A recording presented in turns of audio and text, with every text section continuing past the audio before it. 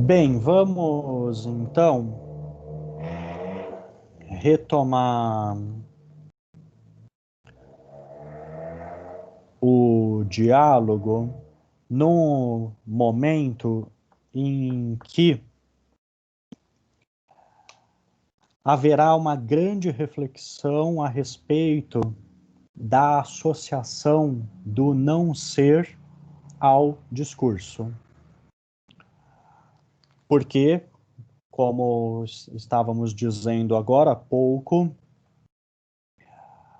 os sofistas defendiam que o não ser não se associava ao discurso, e agora, com a prova de que o não ser existe, será possível dizer como o não ser se associa ao discurso, do que decorrerá a explicação de como a falsidade é possível no discurso, não só no discurso, mas também na opinião e na imaginação. Eu dou início a essa sessão a partir da nossa citação número 7, em que o estrangeiro nos diz: na verdade, meu caro amigo, esforçar-se por separar tudo de tudo não é apenas ofender a harmonia, mas ignorar totalmente as musas e a filosofia. Ou seja, supor que nada realmente se une a nada, o que inversamente vai permitir também ao sofista unir tudo a tudo, é uma atitude amusical e antifilosófica, alógica. A isso o Teteto pergunta: por quê? Por que supor que nada se une a nada e que então tudo pode ser unido e predicado de tudo é amusical e antifilosófico? A isso o estrangeiro responde relacionando o logos, o discurso, com a associação das formas, sendo esta a associação ou combinação ou comunicação ou simploque das formas o fundamento primordial do discurso. Daí, na situação número 8, o estrangeiro nos dizer que a maneira mais radical de aniquilar todo o discurso é isolar cada coisa de todo o resto, pois é pela mútua combinação, simploque, das formas que o discurso nasce. Esse discurso que aparece no texto como logos, se tem nascimento na simploque, na associação ou entrelaçamento das ideias, ele, então, discurso, tem também fundamento primordialmente na diferença inteligível.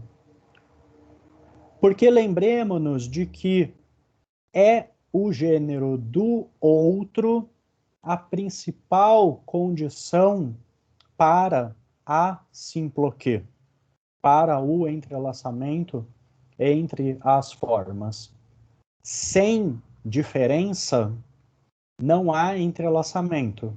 O que quer dizer que sem diferença não há discurso, porque também sem entrelaçamento não há combinação de termos e proposições no discurso. A diferença, assim, cumpre o papel de condição para o entrelaçamento, primeiro, entre as formas e, secundariamente, para o entrelaçamento entre, por assim dizer, as partes constitutivas do discurso. O que ainda quer dizer que, sem a diferença, não há discurso, não há conhecimento, não há ética, não há filosofia, no limite não há cultura. Daí a força daquelas expressões que lemos na citação anterior, de que supor que tudo é separado de tudo, que nada se une a nada, é amusical e antifilosófico. Foram também, relembremos-nos, posições filosóficas que pretendiam sustentar uma indiferença absoluta que precisaram ser combatidas e refutadas ao longo do diálogo. O próprio estrangeiro faz menção a isso, a importância de haver refutado posições que defendiam uma indiferença absoluta no plano do conhecimento e do discurso. Vamos conferir aqui o que diz o estrangeiro. Leio, 260A.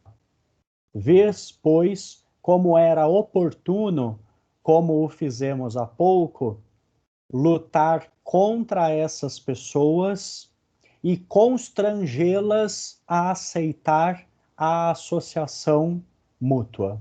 Essas pessoas seriam aquelas que defendiam uma indiferença absoluta entre as formas ou noções. Oportuno para quê? Para assegurar ao discurso lugar no número dos gêneros do ser. Isso rende muita discussão, porque no diálogo nós não vamos encontrar algo para muito além disso, que é uma consideração de que o discurso estaria entre os gêneros do ser. O que primeiramente decorre daqui é que o discurso guarda participações ontológicas com as ideias, mas poderia decorrer daqui também uma concepção de que o próprio logos seria um dos gêneros, entre outros, uma das formas, entre outras. Isso é algo consideravelmente indeterminado, vai exigir muito malabarismo por parte de comentadores sobre como entender uma passagem tão significativa como essa. De todo modo, o que me parece que de mais importante é afirmado nessa passagem é que o Logos guarda um fundamento eidético. Ele guarda um fundamento no plano das formas. Mas não só. Vamos conferir a seguir. Esse não só que eu acabei de dizer foi no sentido de que o Logos, por sua vez, terá traços constitutivos próprios dele, Logos, que não são traços das ideias, porque, afinal de contas, o Logos tem relações intrínsecas dele, relações entre as palavras e as proposições, que não são exatamente as mesmas relações entre as ideias. Ainda que, quando o Logos for verdadeiro, essas relações guardem fundamento naquelas. Sigamos. Privarmos-nos disso, com efeito, seria desde logo perda suprema. Privar-nos da filosofia. Seria desde logo privar-nos da filosofia. No limite, privar-nos de qualquer racionalidade. Além disso, é-nos necessário agora definirmos a natureza, a physis do discurso. Se dele fôssemos privados, recusando-lhe absolutamente o ser, isso significaria negar-nos toda a possibilidade de discorrer sobre o que quer que fosse. E dele estaríamos privados se concordássemos que absolutamente nada se associa a nada. Não seria possível, em outras palavras, nenhum discurso sobre uma realidade. O Teteto diz: tens razão nesse ponto, mas não compreendo por que devemos agora definir em comum o discurso. Eis talvez algumas razões que te farão, se me quiseres ouvir, compreender mais facilmente de por que agora é preciso definir o discurso, esclarecer qual é a physis do Logos. O Teteto pergunta: quais razões? O estrangeiro: havíamos descoberto que o não ser é um gênero determinado entre os demais e que se distribui por toda a série dos gêneros. É exato. Muito bem. Resta-nos agora examinar se ele se associa à opinião, doxe, e ao discurso. Discurso aqui é logos mesmo. Observemos que nesse momento em que o estrangeiro propõe a questão do logos, imediatamente para discernir a natureza do logos, e agora a gente vê que não é só o logos, é também a doxa, é também a opinião, ele explicita que se trata de investigar como que, não as ideias em geral, mas primeiramente a ideia do não ser, que é a ideia do outro.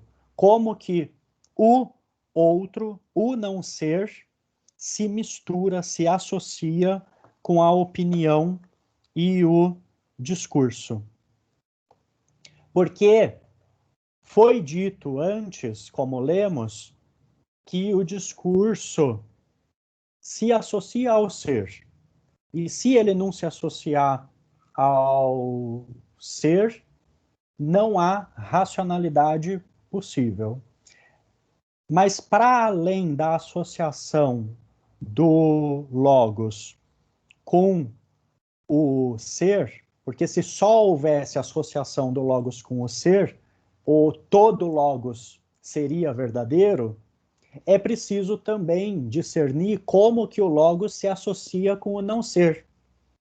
Porque é só a partir daí, para dizer mais uma vez, que será possível vislumbrar quando um discurso é falso.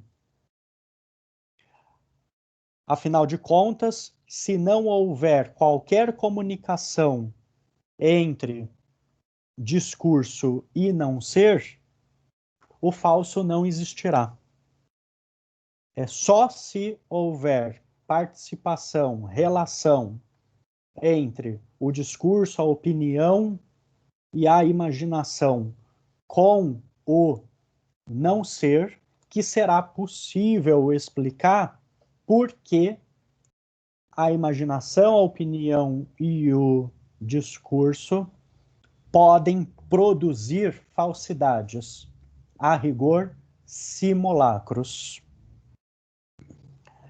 No fim das contas, como eu já antecipava, será preciso estabelecer, de certo modo, a realidade do falso, o ser do falso, não só no discurso, na opinião e na imaginação, mas antes na alma daquele que se orienta por e veicula falsidades.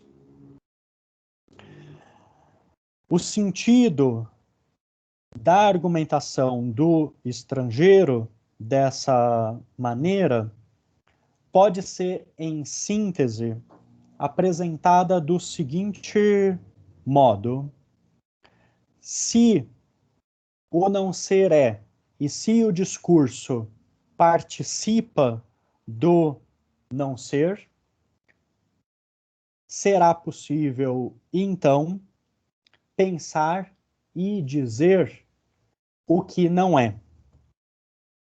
Se é possível pensar e dizer o que não é, e aqui já ultrapassamos em muito Parmênides, será possível pensar e dizer imagens, fantasias.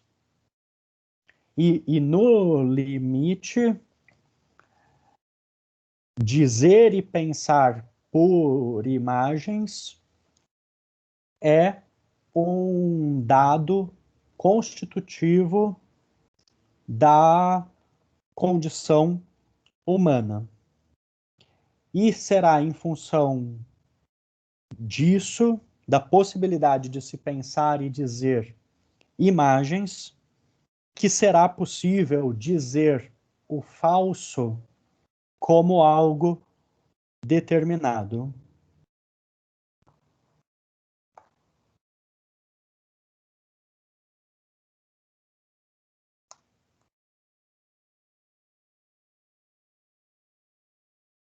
Vamos conferir mais uma passagem a seguir.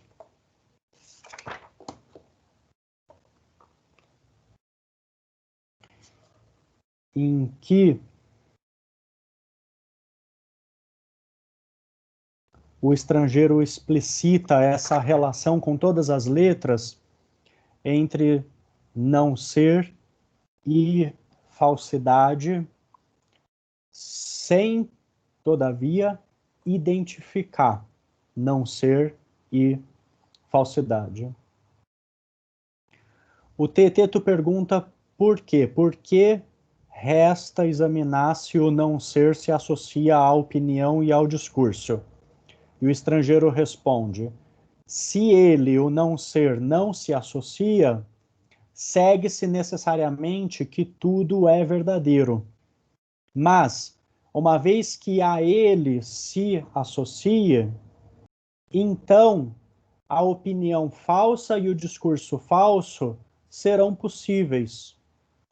O fato de serem não seres o que se enuncia ou se representa, eis o que constitui a falsidade, quer no pensamento, quer no discurso. Com efeito, Ora, se há falsidade, há engano. Sim. E desde que há engano, há em tudo, inevitavelmente, imagens, cópias e simulacros. Naturalmente. Só uma observação de vocabulário.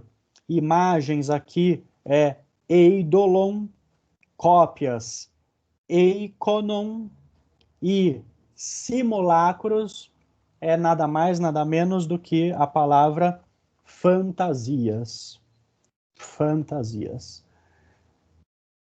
Naturalmente, no sentido de que, então, se reconhece que o mundo humano está cheio de imagens, ícones, eikonon, né? Cópias, poderia ser traduzido por ícones, e fantasias, que são esses seres aporéticos, precisamente por não serem o que são e por precisarem ser compreendidos, discernidos como não sendo aquilo de que são imagem.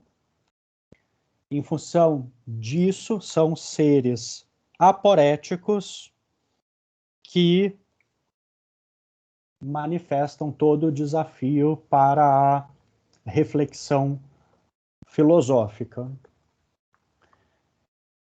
O estrangeiro, na sequência, ora, como dissemos, é exatamente neste abrigo que o sofista se refugiou. Toda aquela discussão que tratamos na aula passada, de que o lugar em que o sofista se refugia, que é o não ser, é um lugar de muita obscuridade, de difícil apreensão, porque é a partir desse lugar que ele empreende a sua arte de produção de simulacros. E, uma vez ali, negou obstinadamente a própria existência da falsidade. A seu ver, ninguém há que conceba o que enuncia o não ser, pois o não ser não possui, sob relação alguma, parte nenhuma do ser. Aqui, sintetizando a posição do não ser parmenídica como puro nada.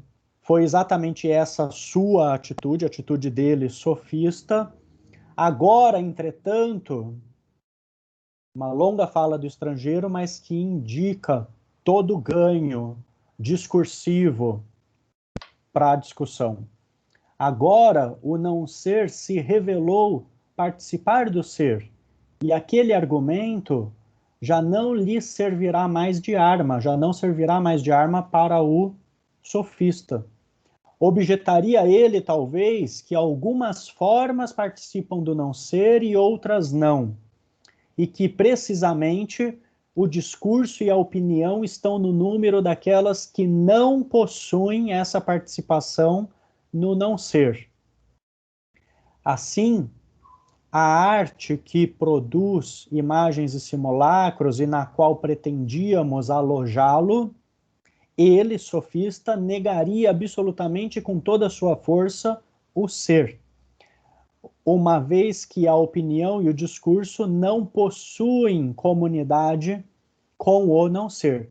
Negaria o ser a arte do simulacro, diria que essa arte não existe, né? Justamente por defender que a opinião e o discurso não participam, não têm associação com o não ser. Pois não poderá haver ali falsidade se essa comunidade não existe.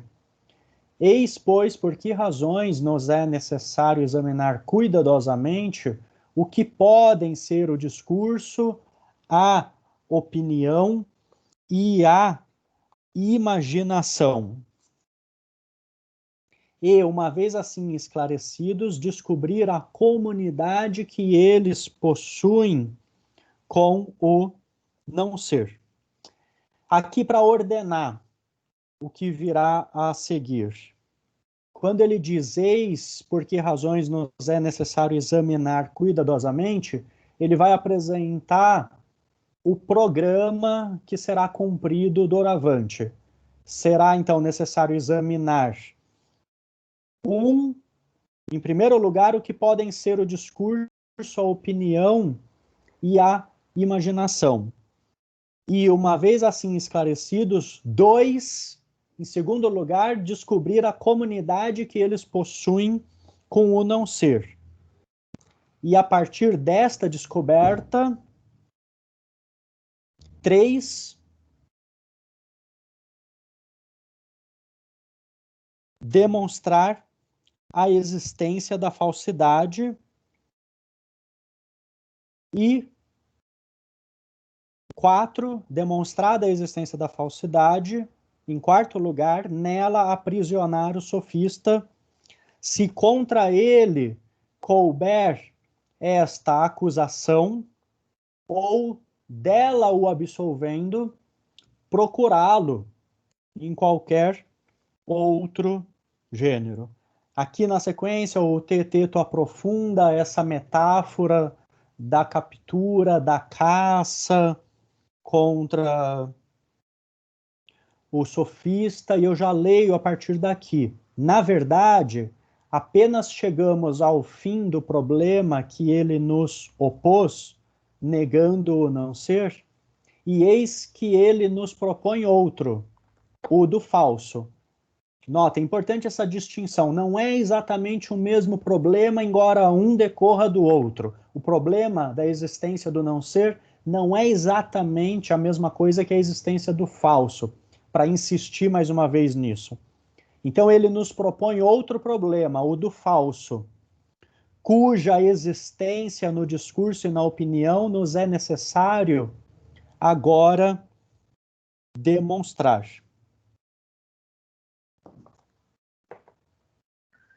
A partir disso,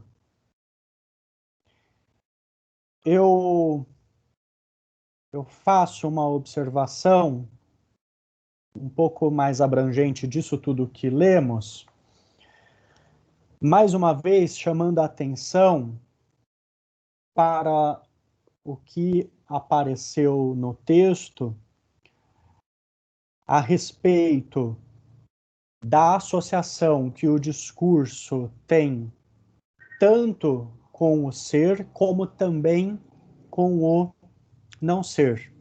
Do que decorre que aos discursos se aplicam princípios semelhantes àqueles que regem as ligações das formas, mas não exatamente do mesmo modo. O problema com que deparamos, em outras palavras, é o de discernir como as formas tornam o discurso possível. E a primeira questão que podemos fazer, fazendo esse paralelo, então, das relações entre as ideias com as relações constitutivas do discurso, seria a seguinte: as formas vogais seriam pressupostas em todo o discurso, assim como a participação nas formas vogais são pressupostas na natureza de todas as demais formas? A resposta teria que ser sim. Afinal, os 3 gêneros vogais, o ser, o mesmo e o outro, estão sempre presentes quando analisamos dialeticamente um discurso determinado. No tocante aos demais gêneros, os consoantes, o discurso faz ou não referência a eles, conforme o ser, ou poderíamos dizer, o objeto participado ou participante tematizado por cada discurso. Para evitar maiores confusões, estejamos já em alerta para a distinção que eu faço questão de enfatizar mais uma vez entre os diferentes planos que são o dos gêneros e o do discurso. As formas não são os termos ou as palavras de um discurso. Nem a relação entre as palavras em um discurso é a mesma relação entre os gêneros. O que quer dizer que não há uma relação unívoca, não há uma relação direta de adequação entre plano ontológico das formas e das coisas, que por sua vez já são dois planos ontológicos distintos, o plano ontológico das ideias e o plano ontológico das coisas físicas participadas verticalmente, e ainda o plano linguístico. Não há, dessa maneira, uma correspondência direta, por exemplo, entre uma forma, uma palavra e uma coisa. Sem dúvida, há simploquê no discurso, mas a simploquê do discurso não é a mesma simploquê das formas. As relações de predicação refletem, claro, de certo modo, a simploquê, as relações entre os gêneros. Mas uma simploquê não se reduz e nem é idêntica à outra.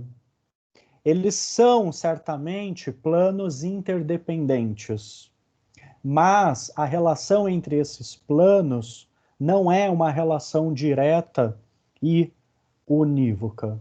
É uma outra instância da diferença, essa instância da diferença entre o plano eidético, o plano linguístico e o plano material, físico das coisas, que precisa ser discernida também diareticamente. Daí, a nossa citação número 9 dizer o seguinte: ao passarmos de um plano a outro, dos discursos às formas, devemos tomar consciência que mudamos de registro. As relações entre as formas, que fundam as relações entre nomes e verbos, não são redutíveis aos elementos mesmos do discurso, pela simples razão de que elas são seus princípios e, portanto, não funcionam da mesma maneira. Não se deve aplicar às formas o mesmo tipo de raciocínio, nem a mesma lógica que aplicamos, seja ao plano dos seres físicos, seja à linguagem, enunciados e proposições. Com tudo isso, nós percebemos que é pela ligação que há no discurso, pela ligação de nomes que se funda sobre a ligação entre as formas que o discurso nasce, mas que são ligações que não se confunde exatamente com a ligação que há entre as formas. Isso nos previne de uma compreensão também bastante simplificadora do platonismo, por vezes apresentada em manuais, que dá a entender que haveria um paralelismo fixo, direto e rígido entre dois mundos que se refletiriam mecânica e univocamente, como se fosse direta a passagem do mundo material com um mundo das ideias.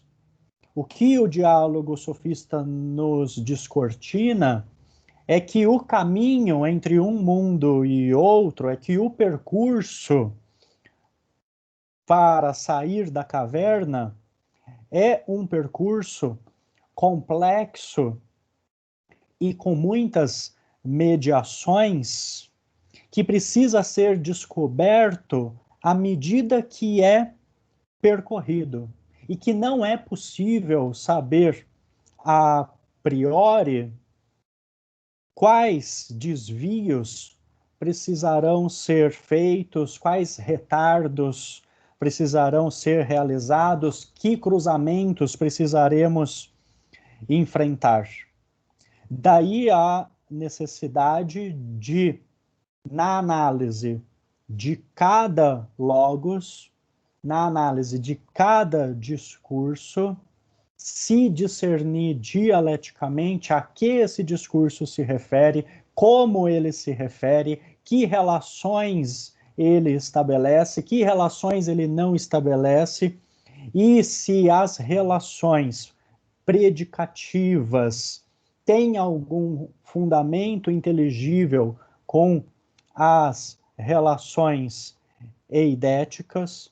O que podemos dizer que é sempre uma análise caso a caso, a análise que é requerida para se discernir a verdade ou a falsidade de um discurso.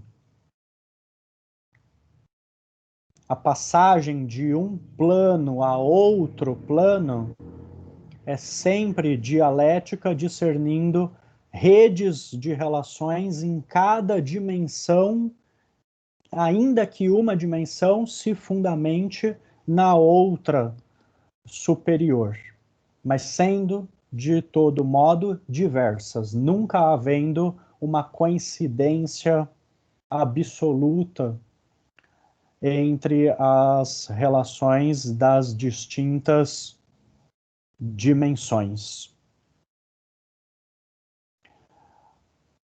É a partir, então, de todas essas redes de relações que o problema da falsidade no discurso precisará ser enfrentada.